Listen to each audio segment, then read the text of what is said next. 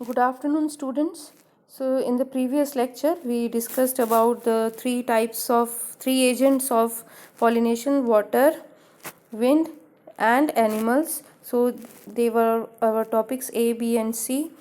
Zoophily, उसको जो है सब हेडिंग्स में बांटा गया है. Zoophily means pollination with the help of animals. उसमें पहली हेडिंग थी हमारी entomophily, that means pollination with the help of insects. Now second heading जो है that is co-evolution of flower and its pollinator species. Now what do you mean by this? Co means एक साथ, evolution means modification. Evolve होना काफ़ी time से, जैसे जैसे कोई स्पीशीज़ आगे आगे आगे बढ़ती जाती है उसमें चेंजेस आते जाते हैं, वो मॉडिफाई होती जाती है. And here we are discussing about when a flower is modified the pollinator also gets modified. कि कई सालों से, कितने ही पुराने 100-200 सालों से जैसे जैसे एक पर्टिकुलर प्लांट का फ्लावर चेंज हो रहा है उसके हिसाब से उसके पॉलिनेटर में भी चेंजेस आ रहे हैं. दिस इज़ व्हाट को evolution is meant by. Now, so it is the evolution in which two species that interact extensively with one another so that each acts as a major force of natural selection on the other. मतलब दो species जो आपस में interact कर रही हैं उनमें अगर एक में कोई चेंजेस आ रहे हैं दूसरे में भी अकॉर्डिंगली चेंजेस आ रहे हैं तो एक जो है दूसरे की नेचुरल सिलेक्शन के लिए एक मेजर फोर्स बन रहा है. मतलब नेचर में सेट होने के लिए जो पहला जो स्पीशीज़ है वो दूसरे स्पीशीज़ के लिए एक तरह का एक फैक्टर बन रहा है. That means if one is evolving one is modifying, मतलब अगर एक में कोई नया फीचर आ गया तो जो उसके साथ जो दूसरी डिपेंडेंट स्पीशीज़ है वो अपने आप को उस नए फीचर से अडेप्ट करने के लिए वो भी अपने आप को मॉडिफाई कर लेती है. सो दिस इज़ व्हाट को evolution is meant by, and this is seen in many flowers and it's pollinators. तो जैसे जैसे फ्लावर चेंज होते जा रहे हैं पॉलिनेटर्स भी अपने जो है मॉडिफिकेशन उनमें देखी जा रही है. And the first group of insects that evolved as pollinators of ancient angiosperm flowers were beetles. तो बीटल्स जो हैं सबसे पहले पॉलिनेटर्स थे. जैसे जैसे चेंजेस आए मॉडिफिकेशन हुई तो पॉलिनेटर्स में भी मॉडिफिकेशन होती गई. This is what is meant by co-evolution. Now the third heading in zoophily is special adaptations in entomophilous flowers. I am going to discuss about some special type of entomophilous, that means insect pollinated flowers. इसमें ये जो पहला example यहाँ पर है ये है Salvia. तो जो आपको यहाँ स्क्रीन पे दिख रहा है that is a salvia flower. So अगर आप इस फ्लावर को देखेंगे you will see the corolla और द पेटल्स, ये दो पेटल्स है 1 और 2, बाई लिप्ड जो है ये करोला है और इसमें आपको एंथर दिख रहा है. ये जो है ये आपको सेंटर में ये एंथर दिख रहा है. So you will see that the anther has 2 lobes. Anther में 2 लोब्स हैं. This one it is a fertile anther lobe. Fertile means जिसमें कि जो है रिप्रोडक्शन के लिए पोलन ग्रेन्स प्रोड्यूस हो रहे हैं. And this lower one is sterile anther lobe, मतलब इस एंथर लोब में पोलन ग्रेन्स नहीं है. So you have seen the 2 petals and the anther lobe. Anther lobe is fertile and another anther lobe is sterile. And on the upper part you can also see the stigma. ये आपको यहाँ पर stigma दिख रहा है. Now how is pollination done in this case? तो यहाँ पर जो है क्रॉस पॉलिनेशन होगी, मतलब इसी स्टिग्मा पर इसी फ्लावर के पोलन ग्रेन्स नहीं पहुँचेंगे. तो यहाँ पर हो क्या रहा है in the B part you can see the bee an insect is visiting the flower. जब वो फ्लावर को विजिट करता है, I have already told you about the sterile anther lobe. तो जब फ्लावर एंटर करता है वो यहाँ से एंटर करता है, जो मैं ये एरो बना रही हूँ. तो जब ये यहाँ से एंटर करेगा तो ये जो ये नीचे स्टेराइल, जब ये नीचे वाला जो ये करोला है second one I am marking it, ये वाला ये उसका लैंडिंग प्लेटफॉर्म है. इंसेक्ट यहाँ पर लैंड करेगा और जब ये आगे बढ़ेगा तो ये स्टेराइल एंथर लोब को टच करेगा. जैसे ये टच करेगा तो ये पूरा एक लीवर मैकेनिज्म है ये। तो जब ये नीचे वाले स्टेराइल एंथर लोब पे बैठेगा, so this particular anther, full anther जो है उसके बीच की जो ये आपको कनेक्टिव टिश्यू दिख रही है, this one is a connective. तो जब इंसेक्ट यहाँ पर जो है बैठेगा तो ये कनेक्टिव है, इस पे प्रेशर पड़ेगा and the fertile anther lobe will bend. तो ये इस तरह से नीचे को बेंड होगा, it will bend in this direction as you can see in the b diagram. So जो ये एंथर है ये बी के बैक को टच कर रहा है, और वो जो एंथर है उसमें क्या था, वो फर्टाइल था, उसमें पोलन ग्रेन्स थे। So these pollen grains are transferred to the back of the bee. तो जो वो बी तक पहुंच गया। Now what happens, now this bee it visits another flower. तो ये दूसरे फ्लावर में गया, ठीक है। ये फ्लावर में आप ये देख रहे हो जो एंथर है, जब तक ये स्टिग्मा, पहले वाले केस में जो स्टिग्मा क्लोज था, तो दैट इज़ वाई जो सेल्फ पॉलिनेशन नहीं हो रही थी। इस सी वाले फ्लावर पे जब ये पहुंचा है इंसेक्ट के बैक पे पोलन ग्रेन्स जो हैं वो पहुंच चुके हैं। तो in this case now the anther of this flower is withered. ये एंथर जो है ये ओल्ड हो चुका है और स्टिग्मा अब तक मैच्योर हो चुका है। तो जब ये बी यहाँ पर बैठेगी, so what will happen, the stigma it will curl and it will touch the back of the bee।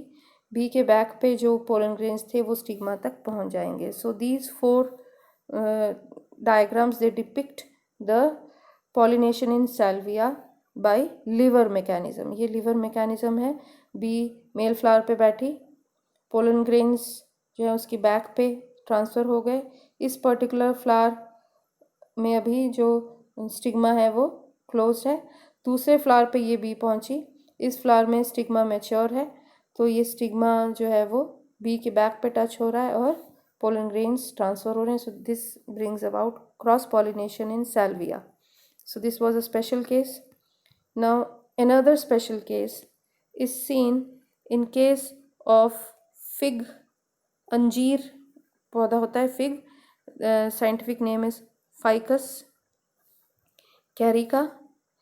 तो यहाँ पर जो फिग प्लांट है और उसकी जो फीमेल उसका जो पॉलिनेटिंग एजेंट है, that pollinating agent is female gall wasp. Its name is Blastophaga. सो ब्लास्टोफेगा एक इंसेक्ट है, वास्प है, वो इस फिग प्लांट के साथ जो है इसका ऐसा रिलेशन है कि they are mutually dependent on each other. ना how are they dependent on each other, the wasp is dependent on the plant for laying eggs। wasp जो है प्लांट में एग ले करेगा, और प्लांट कैसे वास्प पे डिपेंड कर रहा है, it is depending upon the wasp for pollination. So now how does it happen, the hypenthodia। now what is hypenthodia? hypenthodia is a type of inflorescence। आपको मैंने +1 में इन्फ्लोरेसेंस का टाइप बताया था, हाइपेंथोडियम। तो ये फिग प्लांट में मिलता है। यहाँ पर प्लांट ये इन्फ्लोरेसेंस मतलब फ्लावर्स का एक पूरा ग्रुप है, एक तरह के इस तरह का क्लोज्ड स्ट्रक्चर है, इसके अंदर यहाँ पर फ्लावर्स होंगे। So this is hypanthodium. So what happens, the female wasp it enters a hypenthodium of this fig। उसके अंदर ये फीमेल वास्प एंटर करेगी टू ले एग्स। तो वो जब एग्स ले करेगी तो उसके बाद जब ये एग्स हैच होंगे उसके बाद यंग वास्प जो है वो प्रोड्यूस होंगे हाइपेंथोडियम के अंदर ही। उस इन्फ्लोरेसेंस के अंदर जो है एग्स ले करे गए, नए वास्प पैदा हुए, और वो वास्प जब मैच्योर हुए तो वो उस हाइपेंथोडियम से बाहर निकलेंगे, और बाहर निकलते वक्त they will touch the mature male flowers, they will carry the pollen grains from those mature male flowers. These wasp will now enter another hypanthodium, दूसरी इन्फ्लोरेसेंस के अंदर एंटर करेंगे और वहाँ पर पोलन ग्रेन्स ड्रॉप करेंगे। So that means the eggs are laid inside। when that egg matures, the wasps are born, they mature, and when they leave it, while leaving they carry pollen grains, and when they enter another hypenthodium they release the pollen grains in the female flowers of that Hypanthoddium. So this brings about cross pollination.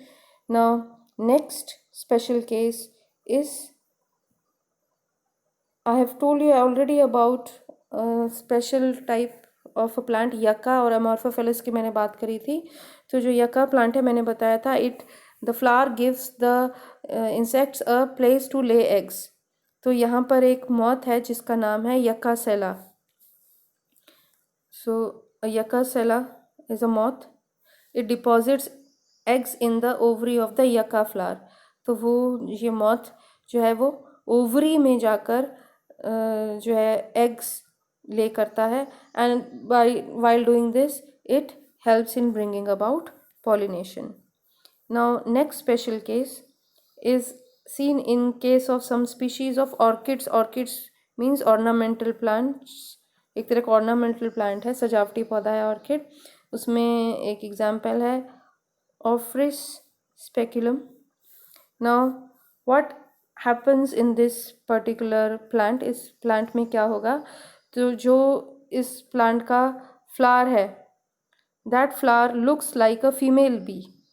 इस flower का जो shape है, इसका जो color है, इसमें जो markings हैं, इस flower का जो smell है, even that flower looks and feels like a female moth. Female insect जो है female moth की तरह दिखता है.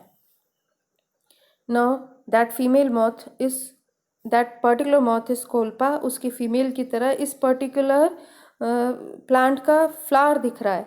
So what does the male bee think? The male bee thinks that it is the flower is a female bee. So the male bee visits the flower thinking it as a female bee. It tries to reproduce with that bee. It tries to copulate with that bee. मतलब वो उसके साथ जो है reproduce करने की कोशिश करेगा. This is pseudo copulation. ये नकली कॉपुलेशन है because that actually is not a bee, that is a flower. The male bee it visits the flower for reproduction and in this attempt it helps in pollination of that flower. So this is an example. You can see this particular flower of Ophrys speculum on Google. You'll be amazed to see that the flower exactly looks like a female bee. So this was about the agents of pollination, जो हमारा cross pollination में पहला topic था, pollinating agents, जिसमें हमने anemophily, hydrophily और ज़ूओफिली पढ़ा. तो ये उस टॉपिक का एंड है. Next topic is in breeding depression. Now what is in breeding?